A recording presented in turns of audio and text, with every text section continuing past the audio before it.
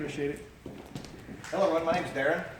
And everybody says that, I tell people I'm just glad to be anywhere, because the diagnosis that I had was something that just, when they tell you it's not just life changing, it changes the life of your family and every your friends and everything. And if you've ever had to look at your own mortality in the face and then being told it's coming so quickly, the denials, the craziness, my wife, my family, we just could not believe it when I was being told. What happened was, I have multiple sclerosis, and it advanced to stage 3, so a few years ago I started using cannabis as a therapy for my multiple sclerosis. It took care of a lot of my leg pains, my spasticity, and all the pains that come along with having that.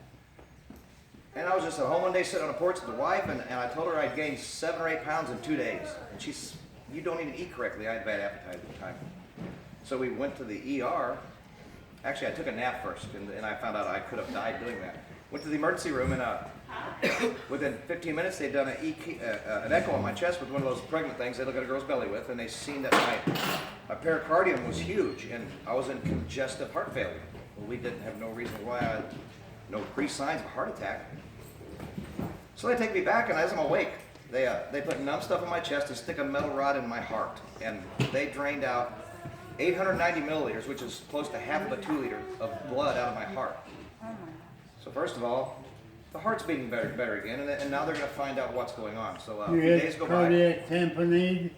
Excuse me? Cardiac tamponade? No, I'm getting to it. So they go do an open-heart surgery a few days later. Whenever I'm out of the woods, because I was terminal at the time, I was having congestive heart failure.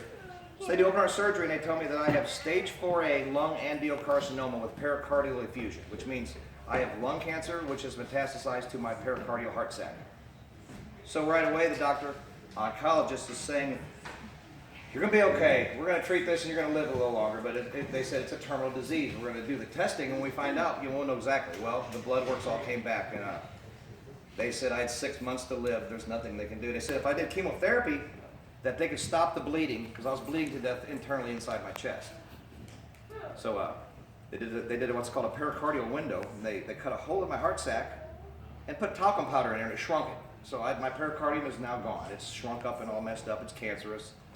And I'm bleeding. So they put tubes in my belly, and they send us home basically after a few days. And we're dripping cancer fluid out of the body. I'm bleeding out. I'm dying.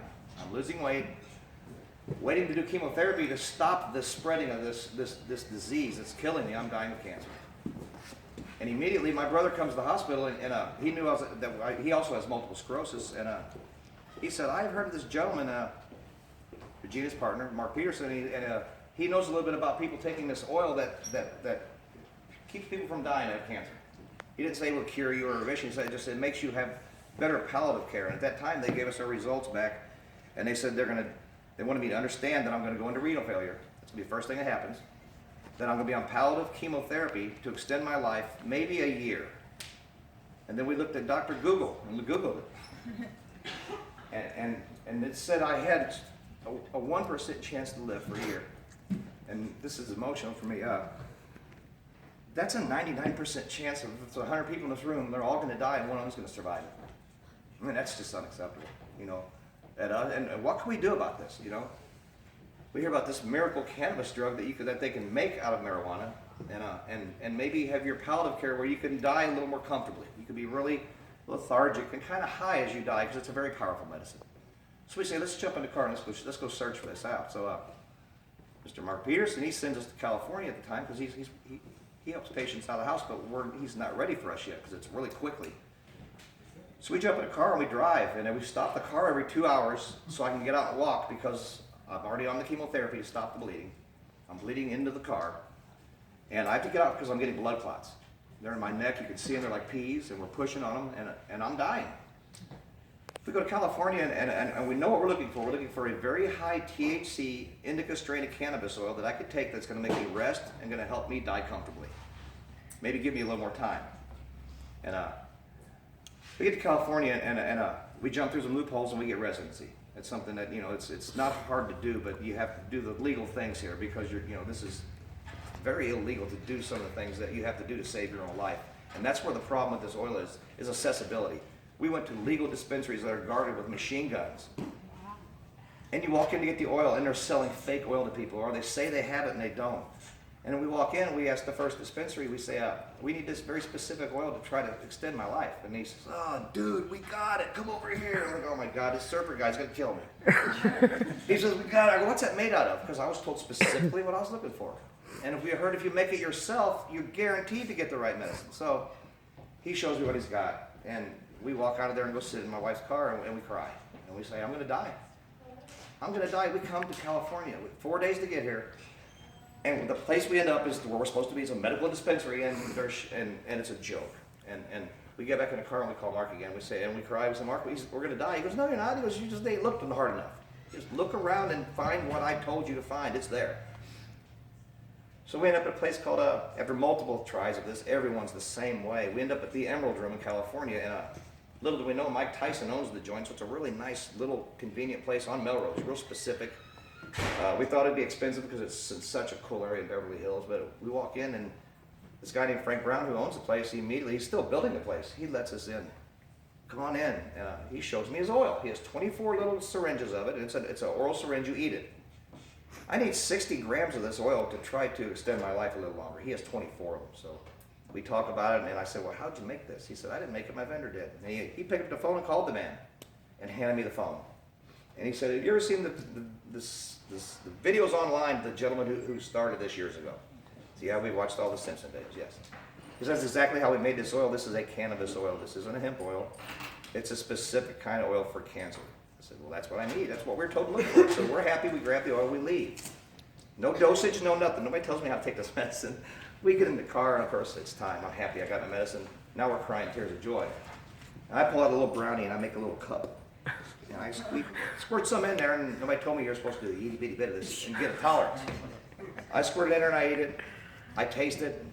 Wow, it tastes like marijuana. And hey, after about a half hour, I was just feeling really comfortable. Half hour later, I had a problem. I couldn't get out of the car. I was scared to death. I thought I was dying.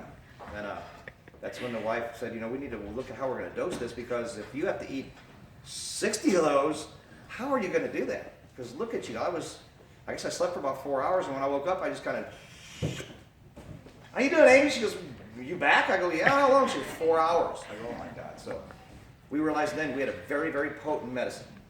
And at that time, it didn't feel like cannabis or marijuana. It felt like medicine. I was holding the key to feeling better. I felt good.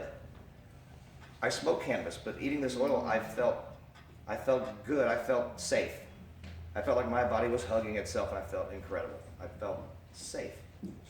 So we make our way home with this medicine, and then we find out after I start eating it that I start feeling really good. I had no appetite, so my eating was that I would take triple cheeseburgers, and they say, do you need red meat and sugar when you got cancer? Well, I smoke cigarettes, I love steak, I love hamburgers, I love cupcakes, I love pixie sticks, I love candy. I'm dying, why would I change the way I eat now? All I'm eating is cannabis oil so I can feel good. So I go home, I don't change my diet, I don't quit smoking. I smoke 2 packs a day as I'm dying. And come to find out that's not the end result that we came up with. So I've got to make some changes in my life today because I still smoke and I cured lung cancer. So we come home with this medicine, we only have 24 of them. I need 36 more. Once again, here we are on the road again, back to Colorado. And of course, I'm a refugee now. I'm a medical refugee. They've given up on me. And I'm gained 12 pounds eating cheeseburgers like pills. At home, I can't eat. So we take food and we make balls out of it laid on our counter. And as I walk through the house, I eat one and I drink like a pill.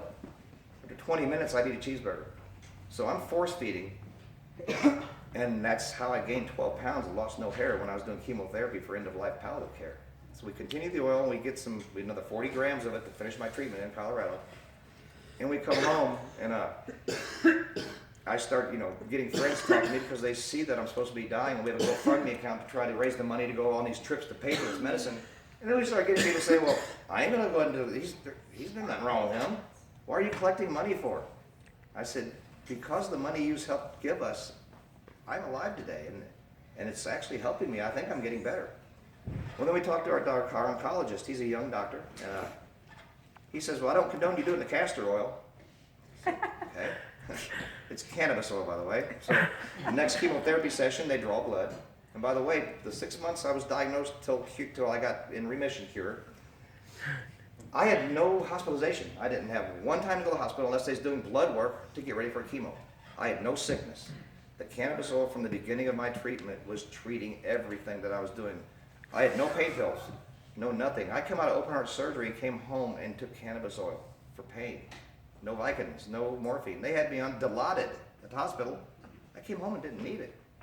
Now I find out that my multiple sclerosis is going away. And I'm thinking, it's the cannabis oil, because I was smoking for the relief.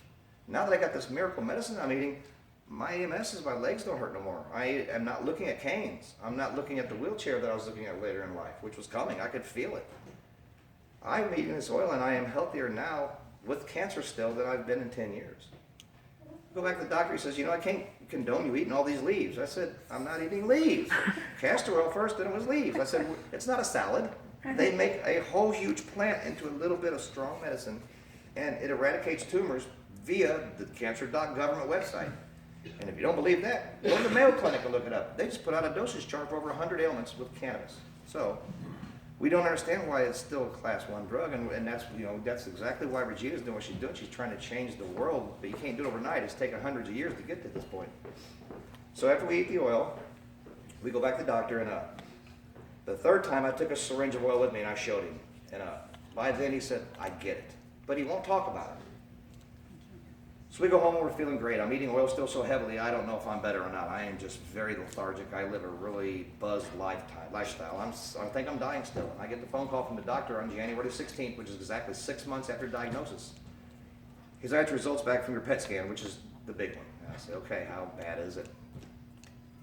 He said, you're not in remission. I said, how bad is it? He said, I can't find cancer anywhere in your body. Even your pericardium is healed. And I say, come again? Of course, we're crying. This is 8 o'clock in the morning. We're jumping around. I'm out in the yard in my underwear yelling at my neighbors, I'm not dying. And of course, my neighbors by this time are all doing cannabis oil, because the one across the street has breast cancer, and the one over here has rheumatoid arthritis, and this one over here is eating because her diabetes is getting better. It's just insane. But we go to the doctor and we actually sit and talk with him, and he's showing us scans, the pictures, the films where you see the colors in your chest and then they're gone. It's all empty. And I'm thinking, we cured terminal cancer here. And then I said, well, what do you think about that, doc? I go, well, you're going to lose your job. This keeps up, you're going to have work. And he said, you know what, I get what you're doing. He goes, but I cannot talk to you about it. He goes, but I do have to continue your therapy. He goes, you're cancer free, but I have to offer you every 3 months chemotherapy so you don't get cancer again. And I said, Dr. Googled that also.